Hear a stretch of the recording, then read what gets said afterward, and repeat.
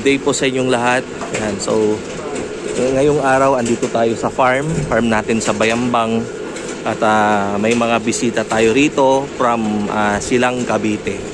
At sila po ay grupo, magkakaibigan, magkakatrabaho. Ayan, na sila ay nagsama-sama, nagkaisa para sa hangarin ng pag-aalaga ng paitloging manok. Ayan, so sila po ay ilang araw nang kumokontak sa atin. At ngayon ay talagang grabe yung kanilang pagpupursige. Mula po sa Silang, Cavite, nagpunta po sila ng restaurant natin. Hindi po nila ako nadatnan. Nagpunta sila ng isang farm natin dun sa Kalasyaw. Hindi rin nila tayo nadatnan. At dito tayo nadatnan sa Bayambang Farm. Ayan. Dahil hindi kami yung delayed po yung pagdating ng mga text. Ayan, delayed pong dumating yung pag-reply ko sa kanila.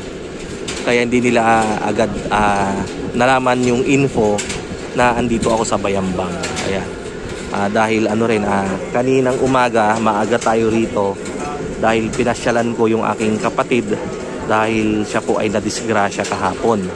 Ayan, siya po ay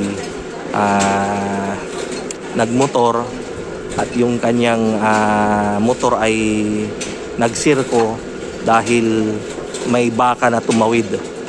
Kaya siya po ay nagkaroon ng iba't ibang sugat sa kanyang katawan. Nagkaroon siya ng sugat sa ulo, sa braso, sa tuhod. Ayan. So siya po ay nabugbog. Siya po ay naka-wheelchair ngayon. Kaya sa'yo kapatid, sa aking brother at sister. Pagaling ka Sam. Ayan. Ayan. So yung nakikita nyo ay yung mga bisita natin. Sila ay very curious sa ating pagka-classify ng itlog. Ayan, sila ay nanonood. Ayan. Actually, yung kanilang setup, magkakatrabaho po sila and then sila po ay nagbakas-bakas para makapag-umpisa ng layer farm. Ayan. Start daw po sila sa 192 heads. Sila po ay from Silang, Cavite. Ayan. Mamaya, kikilalanin natin sila. Tatanungin natin yung kanilang mga pangalan.